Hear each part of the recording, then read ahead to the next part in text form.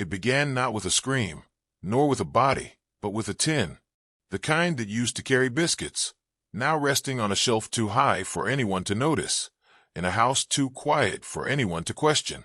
When Miss Ivy Penfold passed away that spring, there was little fuss, a modest service, soft whispers at the vicarage, and a mild sense of relief from a village long accustomed to her sharp tongue and sharper silences. But St. Hermes Hollow was not a place that buried things well. Its soil was soft, its gossip softer, and what one generation hid, the next often stumbled over. Miss Marple had come only to deliver a jar of quince jam to the vicar's wife, but she stayed for the silence, not the respectful kind that follows grief, but the sort that arrives when everyone remembers something they agreed to forget. It hung in the air during tea. It lingered behind the mention of Ivy's name, and it deepened uncomfortably when Mrs. Penfold, the daughter-in-law, opened that tin and found not biscuits, but something else entirely. A faded handkerchief, stained in one corner with something too old to be blood, too familiar not to be. A single button, silver, smooth, and too small for any adult garment, and folded at the bottom, yellowed with age, a note Ivy had written in a trembling hand. I never meant harm, but silence was safer. Miss Marple didn't speak. She didn't have to. The silence had already cracked, and what had slipped through would no longer stay buried, because in St. Hermes, things didn't stay hidden forever, especially not children. The biscuit tin was sealed again, quietly, reverently, but nothing truly returned to silence after that. Miss Marple, who believed in the patience of truth more than the urgency of answers, spent her morning not with knitting, but in the back pew of St. Augustine's, where she sat as Ivy crept slowly across the windowsill and secrets gathered in the dust between the floorboards. Ivy Penfold's house, Rosewood Cottage, had already been passed on, left to Thomas, the younger son, not Henry the elder, which in a village like St. Hermes was enough to raise questions over 3 separate tea tables. Thomas had returned from London only weeks before the funeral, pale, thinner than remembered, polite in a way that tasted more like avoidance than grace, and he rarely looked anyone in the eye, especially when Ruth's name was spoken. Ruth. Miss Marple hadn't heard that name in years, not since the war, not since the quiet arrival of evacuees from London changed the landscape of the village in subtle, irreversible ways. Children who had been here for months, others for days. Some blended in, others did not. Ruth had been one of those. A thin little girl with watchful eyes, always sitting near the hedge in Ivy's garden, her legs drawn up like she expected to run at any moment. She'd vanished before the spring came that year. Sent home, they'd said. Circumstances changed, someone offered. But no child is sent back to London in 1943 unless the alternative is worse. At the time, no one pressed Ivy Penfold for details. And Ivy, diligent, church-going Ivy, had offered none. But the village remembered in fragments, even when it tried not to. The grocer's boy remembered the girl who never smiled. The vicar's wife remembered how she once found Ruth behind the organ loft, weeping without sound. And Mrs. Goodbody, who considered herself a woman of intuition, had once leaned across her fence and said, "That girl's hiding something, or from something." Now, decades later, with Ivy gone and the tin cracked open, Miss Marple found herself wondering, what had Ruth tried to escape? And why had Ivy, fierce, disciplined, and obsessed with order, chosen not to speak of her again? She began gently, an inquiry at the parish archives under the pretense of researching choir rosters, a brief glance through the school attendance logs, and there, nearly overlooked, she found it. Ruth M. Ellison. Arrived, March 17, 1943. Withdrawn, April 5, 1943. No reason listed, no forwarding address, just a penciled note in the margin. Child returned to city. No injury. Silent. That word again. Silent. But silence, Miss Marple knew well, was not an absence of sound. It was a presence of fear. A silence that held its breath. A silence wrapped tightly around a child's memory. And the worst kind of silence was the one no one dared ask about. The next clue did not arrive as a revelation, but as a whisper carried by memory, quiet, persistent, and far more difficult to ignore than the loudest accusation. Miss Marple knew better than most that truth rarely walked through the front door. It crept in unnoticed, through back gardens and unasked questions. She stood that morning at the edge of Rosewood Cottage, the garden still neat despite Ivy's absence. Someone, likely Thomas, had trimmed the hedge and swept the stone path, but the air held the weight of something not yet settled. The peace rose, planted against the fence, had begun to wither, its blooms pulled tight as if ashamed to open. Miss Marple crouched beside it, her knees protesting softly, and brushed the topsoil with a gloved hand. Something metallic caught the light. A button, tarnished small, and shaped in the military style used in children's wartime play uniforms. Not a true soldier's decoration, but the kind a child might wear when pretending to be someone brave, someone else entirely. She held it in her palm and did not speak. This button, she thought, had once belonged to a child who didn't understand what it meant, or perhaps to one who understood far too well. She remembered Thomas as a boy, vivid, imaginative, fond of playing war games in the orchard beyond the chapel wall. Ivy had humored his fantasy, even encouraged it. There had been an old toy satchel he carried proudly, a wooden rifle slung over his shoulder, with a belt Ivy had sewn herself. Miss Marple stood slowly and walked the garden's edge, and there, beneath the hedge, as if placed deliberately and then forgotten by time, was a strip of fabric, pale pink, the hem frayed, the stitchwork childlike. A sash, a piece from a girl's dress, folded tightly and weathered by seasons. The color was wrong for the soil around it. Ivy would never have allowed something so conspicuous to remain unless it had been hidden, or unless it had been buried for a reason. Miss Marple did not remove it. She covered the button again, lightly, as one might close the eyelids of the past. That evening, she sat with Constable Finch over tea, mentioning the item only briefly. "It's likely nothing," he said, tapping his cup against its saucer. "Children bury things all the time." "Yes," Miss Marple replied softly, "but it is not the child who buries that concerns me. It is the adult who forgets where they did." She did not accuse Thomas, not yet, but she had begun to draw the shape of a memory too large to ignore.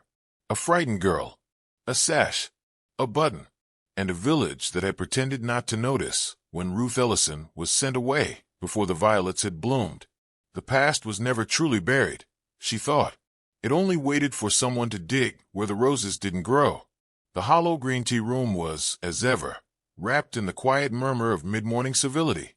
China cups clinked softly, spoons circled sugar with ritualistic calm, and the scent of lavender polish lingered beneath the sharper bite of black Assam. To a stranger, it would have seemed the perfect sanctuary.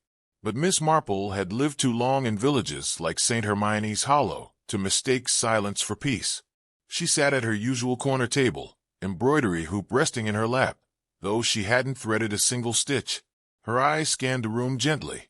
Mrs. Hollings by the window with her faded blue cardigan, Mr. Denley pretending to read the Gazette, though he peeked at every new arrival, and beside the counter, two women in their early 50s, Mrs. Larch and Vera Mallory, leaning in with the conspiratorial tilt of shared memory. Miss Marple did not eavesdrop. She simply listened where others stopped. "I still say it wasn't right," Vera whispered, stirring her tea too long. 3 days she was gone, and Ivy never even put out a notice. "Poor girl must have been scared out of her wits," murmured Mrs. Larch. "That hedge at Rosewood's back garden always gave me shivers, overgrown like it's hiding something." She never spoke about it. Not once. Ruth. Not even when she came back. Did she come back? Mrs. Larch frowned, correcting herself. "No, I suppose not. They said she went home. London, wasn't it?" "Back to air raids and rations," Vera said grimly. "No child was sent home mid-war, without good reason. Ivy said her mother requested it. But I heard." They both fell silent when the door opened. Miss Marple did not need to turn. She already knew who stood there, Thomas Penfold, hesitating in the threshold with the stiffness of someone measuring the temperature of a room before stepping fully inside. He nodded politely, avoided every eye, and left again with the same quiet grace. Mrs. Hollings was the one who spoke first, her voice so low only Miss Marple heard it. "He always did that," she said, watching the door, even as a boy, would step in, then step out again, like he was always about to tell you something, then change his mind. Miss Marple nodded gently and folded her embroidery hoop. Outside, the breeze had turned sharper, rustling the ivy on the chapel wall. She passed the post box without pausing, though she noted the way its red paint flaked in familiar patterns. She remembered Ruth's handwriting, tilted and precise from the one-note she'd seen, folded tightly in the biscuit tin with the button and stained cloth.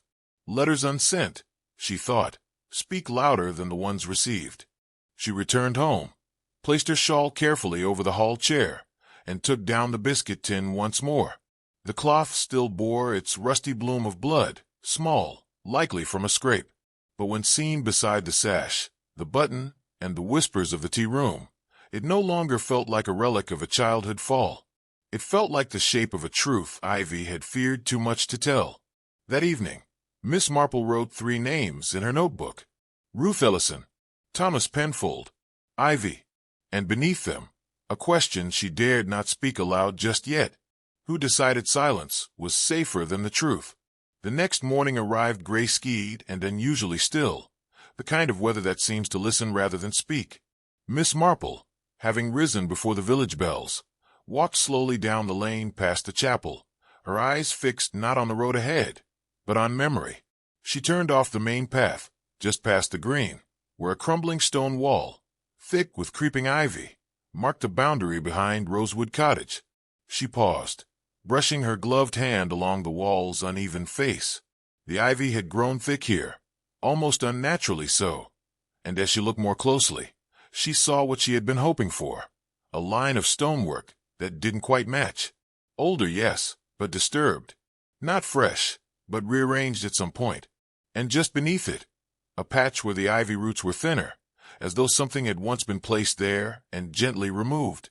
Miss Marple crouched, her joints protesting, and used the edge of her walking stick to nudge back the soil. It was dry, unusual for such a shaded area, and layered with brittle petals from last season's blooms. Beneath it, she found it, a scrap of cotton ribbon, dulled pink, and tied into a child's bow. She drew in a breath, slow and steady. The fabric had been folded, tucked deliberately. Not discarded, not lost. It was buried. The bow reminded her of those worn on school uniforms during the war, tied tightly by house mothers before children were marched to rail stations and deposited into the unknown. This one had frayed edges and faint smudges along its hem. She lifted it gently, and beneath it, something heavier caught the light: a small bronze clasp, the kind used to fasten a sash around a child's waist. Miss Marple did not speak, not even to herself.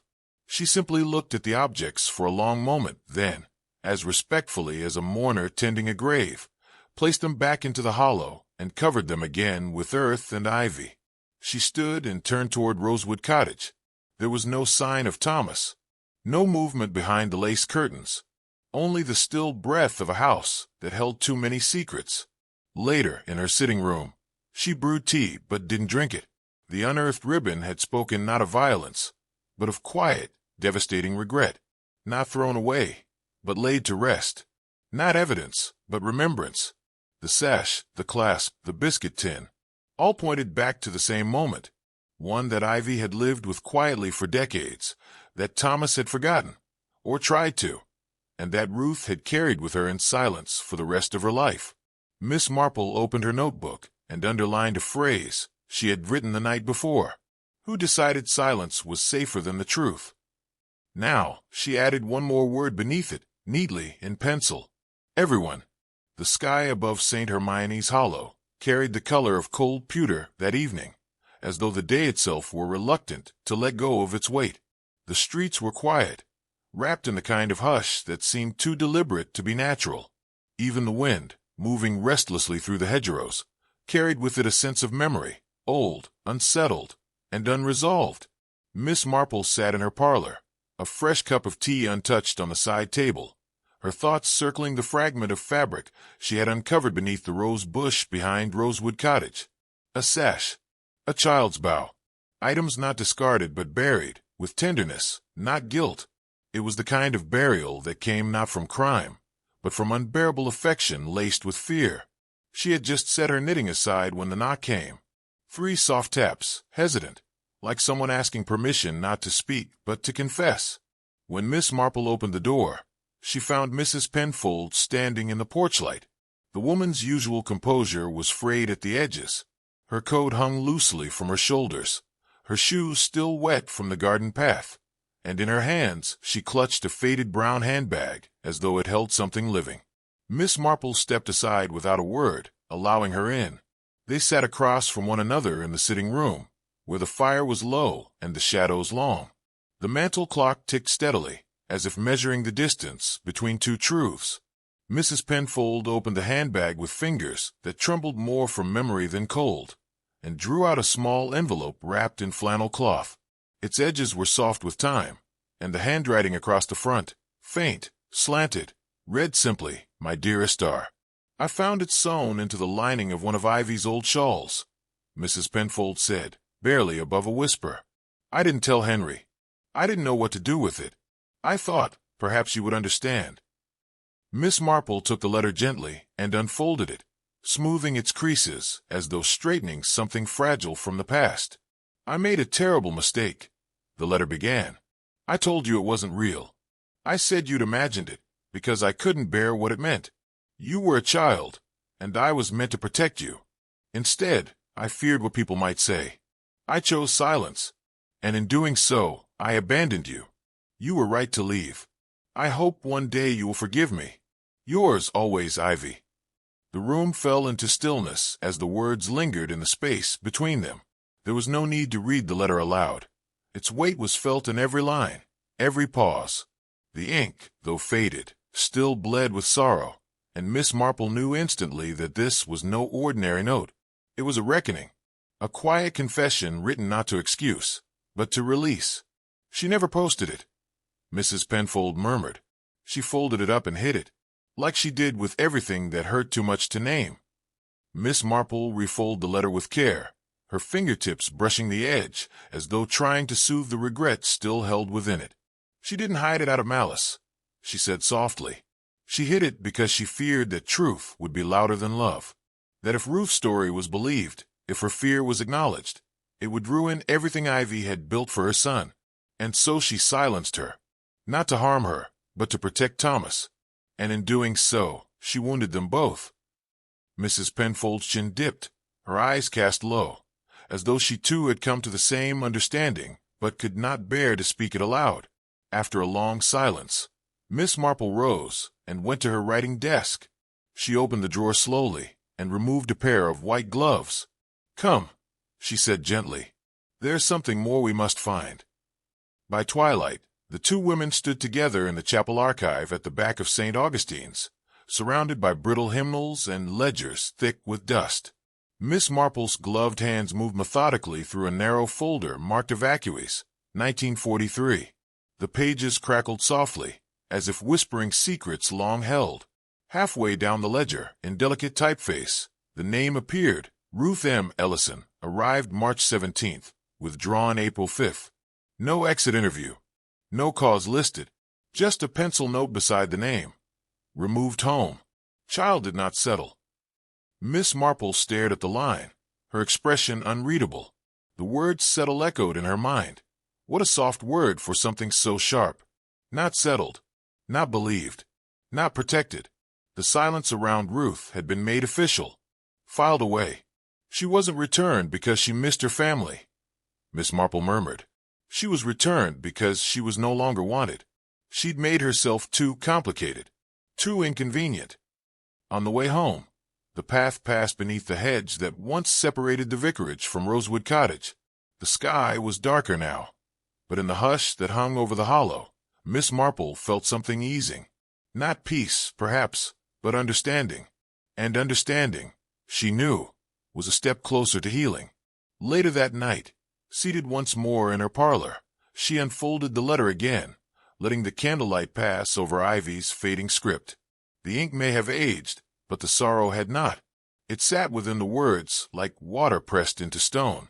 Some letters, Miss Marple reflected, are never meant to be sent, but they are meant to be found. For only when we read the things left unsaid do we begin to forgive not only others, but ourselves? The following morning arrived with the kind of dampness that seeped into bone and thought alike. A low mist curled through St. Hermione's Hollow, softening the outlines of homes, hedgerows, and truths not yet fully spoken. Miss Marple sat at her window with her second cup of tea cooling in her hands, her gaze not on the garden, but on the unopened biscuit tin that now rested on the side table beside her knitting. She had not yet dared to touch its contents again, not because of what it held, but because of what it confirmed. Inside lay three things: a faded handkerchief with a smear of long-dried blood, a child's pink button, still clinging to a torn scrap of wool, and the quietest object of all, a silver uniform button, polished smooth at the edges by years of touch. It was a toy soldier's button, not military issue, decorative, sentimental, the kind a child might treasure. By mid-morning, Miss Marple made her way toward the bakery, where Henry Penfold worked with the same quiet, efficient rhythm that had earned him the trust of the entire Hollow. She did not speak to him. Instead, she waited until Thomas arrived. He came slowly, hands in his coat pockets, his eyes ringed with a weariness that age had not earned. She invited him for tea. They sat in silence for a few minutes, long enough for trust to settle like sugar in a warm cup. Then Miss Marple opened the tin and placed the silver button gently on the tablecloth between them. Thomas froze. "You recognize it?" she said softly. He nodded, almost imperceptibly. "I wore it," he whispered. "It came from a costume Mum stitched for me. A make-believe soldier. I used to march around the garden, the hedge, the orchard. I thought it made me brave." "And the girl?" Miss Marple asked gently, though her tone carried no judgment. "Ruth." He closed his eyes. "She followed me once. Said she wanted to play. I was older, not by much, but enough to believe I knew how to lead. I told her to be the prisoner. Just a game. I tied her hands with a sash from the dress-up box. She didn't cry. Not until I told her to stop talking, and she tried to run." He swallowed. She tripped, scraped her knee. I remember her face, not hurt, exactly. Just scared. I think I was scared too. But I didn't say sorry. I ran. "And your mother?" "She found the button the next day. I hadn't realized it was missing. She said nothing. Just looked at me. Then she took the uniform away. Said it wasn't time for soldiers anymore." Miss Marple listened in silence. Not every confession needed interruption. I didn't know Ruth had been sent away. I assumed she didn't like it here. It wasn't until later, when I overheard something in the kitchen, that I began to wonder. But by then it was done. "And when you returned," Miss Marple said softly, "you found the tin." He nodded again, his face pale. "In the cupboard, tucked behind the preserves. I opened it and saw the button, the blood, the handkerchief. It was like looking at the moment I'd spent years trying to forget. I panicked. I thought, if anyone saw it, they'd think I'd—" He broke off, staring at the table. "You moved the satchel," Miss Marple finished gently, "to the bakery, hoping to bury it again. I didn't want it to hurt anyone. I just couldn't face it." Miss Marple sipped her tea slowly. "We do foolish things, Thomas, especially when we are afraid. But not all fear is selfish. Sometimes it is rooted in a desperate need to protect others or ourselves." He looked up. "Do you think I was cruel?" She considered. "I think you were a boy who didn't understand the weight of his own actions. And I think your mother feared the world would never let you forget that moment." He said nothing more, but the lines around his mouth deepened, etched not from age, but from carrying silence too long. When he left, he paused at the garden gate, glancing once toward Rosewood Cottage. Then, without a word, he walked on. That evening, Miss Marple returned to the tin. She rewrapped the button in a handkerchief and tied it with twine, not to hide it, but to preserve it as a symbol of childhood misunderstood, of silence chosen in love, and of a truth finally, softly, allowed to breathe. Some objects do not carry guilt, she thought, but remembrance. And remembering, when done gently, can be its own kind of grace. By the time dusk curled over St. Hermione's Hollow like the fold of a velvet curtain, Miss Marple had already made up her mind to pay a visit to someone who had thus far remained on the periphery of conversation, but not of memory. Mrs. Ivy Penfold might have passed from this world, but her presence still lingered in every lace doily, every meticulously folded tea towel, and most of all, in the stories left untold. And if there was one place those stories might still breathe, it was in her bedroom, kept exactly as she had left it. With gentle insistence and a kind smile, Miss Marple requested permission from the current occupants of Rosewood Cottage to visit the room. The housekeeper, a young woman with respectful eyes, led her upstairs without question. The air in the hallway smelled of dried lavender and starch, and the floor creaked in a way that announced each step like a breath being held. Ivy's bedroom was a time capsule of intention and repression. The bedspread remained pulled tight, the floral wallpaper slightly yellowed at the corners. A silver hairbrush lay untouched on the vanity. Miss Marple's gaze fell on a narrow cedar chest at the foot of the bed. Its hinges creaked softly as she opened it. Inside were things carefully kept, as if memory could be preserved like linen. An embroidered apron, a strand of faux pearls, a photograph of Thomas at age 8, in his soldier costume, button intact. Beneath it, a stack of letters tied with blue ribbon, not addressed, not stamped, never sent. She untied the ribbon with care. Each letter bore the same salutation, "Dearest Ruth," followed by words never delivered. They weren't apologies in the traditional sense, nor were they denials. They were the fractured murmurings of a woman who had loved her son fiercely and feared the world's judgment more than its truth. One letter caught Miss Marple's eye. It read, "You said he frightened you. I said you were being silly. I told you boys played games like that. But I saw your face when you left. I saw it. And I never unsaw it. I told myself it was nothing. But what I really meant was, I cannot let it be something. Not if I want to keep him safe. If you ever read this, I hope you know I never stopped wondering what became of you." Miss Marple folded the letter slowly, the paper soft with age and remorse. As she turned to leave, something else caught her attention. A narrow door in the corner, part wardrobe, part storage alcove, slightly ajar. Inside was a single box. Nothing ornate, just a wooden cube with faded writing on the lid, for when the time comes. Inside it, laid neatly atop a piece of cotton, was a child's sash. Pink, frayed at the ends, folded so precisely that Miss Marple knew it had not been placed there in haste or fear, but in the kind of sorrow that takes years to shape. Alongside it, a worn rosary and a pressed thistle, dry as memory and twice as sharp. Downstairs, Miss Marple asked the housekeeper if she might take a walk in the garden. She received a nod and a set of gloves.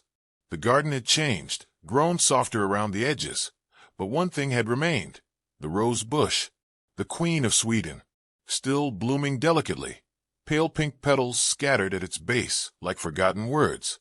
Miss Marple knelt slowly, her knees stiff but steady. She brushed away the petals and disturbed the soil gently. Not far below, she found it, a rusted brooch, the clasp long broken, a schoolgirl's ribbon, folded and faded, and a small, cracked ceramic bird, the kind once given to children for good conduct. She did not take them out. She covered them again with care, her hands gentle as prayer. Miss Marple stood and looked across the garden toward the cottage. Ivy had buried them not out of cruelty, but from a need to make the evidence of pain go away, neatly, quietly, as was her way. But pain, like roses, has roots. It grows, even when we try not to water it. That night, Miss Marple lit a single candle in her window and sat beside it long after the flame had stilled. She didn't speak, nor did she write. Some days were not for action. They were for understanding. And the understanding was this.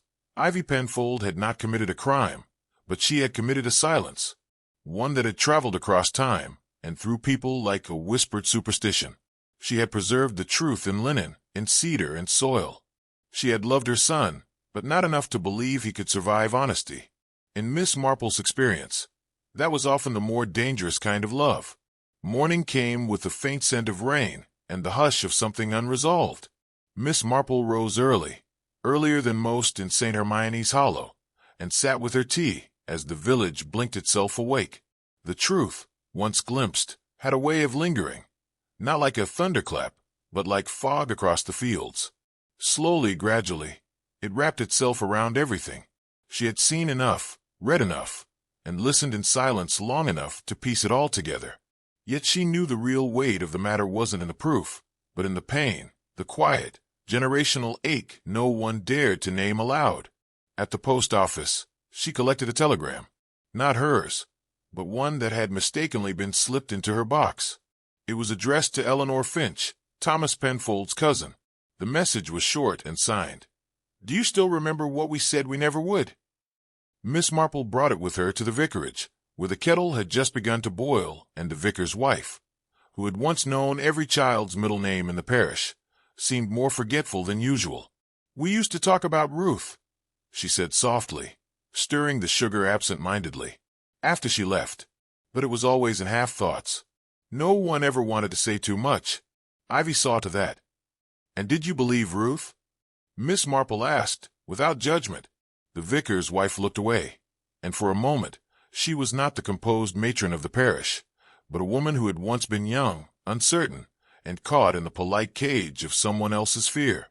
"I believed she was afraid," she said finally, "but I also believed Ivy, that it was all a misunderstanding. It was easier to believe that." Easier, Miss Marple thought, but not truer. At the corner shop, Mrs. Larch, who rarely missed a moment to gossip, grew uncharacteristically quiet when Miss Marple mentioned Ruth's name. "She was a timid child," she said, after a long pause. "Too quiet. And you know how children are. They imagine all sorts of things when left alone too long." Miss Marple didn't argue. She only listened, because she knew, when a whole village repeated the same vague kindness, it often meant they were protecting themselves from the cruelty of not having listened when it mattered. In the late afternoon, Miss Marple walked the length of Hollow Green, where the bench beneath the beech tree still bore initials from decades past. She remembered Ruth sitting there once, legs swinging, hair in a bow too tight. She had not cried, Miss Marple recalled, not then, but her eyes had looked like someone waiting to be told they weren't imagining what they saw. At the end of the lane stood Thomas, returned from London not with guilt, but with confusion etched into his features. He carried a suitcase and a letter, not posted, still sealed. Miss Marple approached quietly. "She would be older now," he said, without preamble. "Maybe she's forgotten." "No," Miss Marple replied gently. "She remembers, but perhaps she's found a way to live with it." Thomas nodded. "I didn't understand. I was a child." "And so was she," Miss Marple said. "But she wasn't playing." His hands tightened around the letter. "I want to say I'm sorry." "Then write it," Miss Marple said. "But don't expect forgiveness. Not everyone owes us that. Sometimes it is enough to understand what we didn't then." Later that night, the village hall lit up with lanterns for the spring charity fete. Children danced in makeshift costumes, and the air smelled of cinnamon buns and damp wool. Miss Marple stood at the edge, unnoticed, as Thomas slipped a letter into the old red post box by the gate. Whether it would reach Ruth, whether she would open it, was not the point. The act itself was the beginning of something, a wound not healed, but aired. And Miss Marple, with her shawl wrapped tight and her gaze steady, knew the difference between stories that ended and stories that settled. And in St. Hermione's Hollow, that night, something did settle. Quietly, like dust, like peace, like truth, softly finding its way home. The morning after the fete dawned pale and windless, the kind of day that seemed to listen more than it spoke. Miss Marple sat by the window, her teacup half full, her eyes on the post box across the lane, the same red pillar that had received Thomas Penfold's letter the night before. It stood quietly now, no different from any other morning, and yet it held something more, a folded apology, decades overdue, and the weight of a boy's forgotten fear. The village moved on, as villages always do, with its careful rhythms and well-tended facades. At the bakery, Henry Penfold resumed his morning duties with the silent precision of a man still bruised by misunderstanding. He did not speak of the arrest, nor of the satchel, nor of the long, tense evenings after, but he greeted his customers with an unfamiliar gentleness, and when he handed Miss Marple her currant scone, She noticed his hands trembled slightly, not from guilt, but from the effort of carrying something invisible. At the vicarage, the vicar and his wife met Miss Marple in the garden, where the lilacs had begun to bloom with quiet defiance. They spoke of the roses, the fete, the coming harvest festival. But eventually, conversation curved back, as all things did, to Ivy Penfold, to Ruth, to the shadows that had thinned but never quite disappeared. "There's no justice in it," the vicar's wife said softly. "Not really." "No," Miss Marple replied. "Only the knowledge, only the truth, as much as it can be borne." They stood together for a moment in silence, not heavy now, but respectful, the kind of silence that follows an honest word. That afternoon, Miss Marple returned to the garden behind Rosewood Cottage. The Queen of Sweden rose had begun to bloom again, its petals soft and pale as regret. She knelt by the bush, gloves in hand, and quietly pressed a small envelope into the soil. Inside, a copy of Thomas's letter, never mailed, and a note she had written in her own hand. For what was not forgotten, for what was not said. She covered it with care, smoothed the soil, and stood. The rose swayed gently in the breeze, as if nodding in solemn gratitude.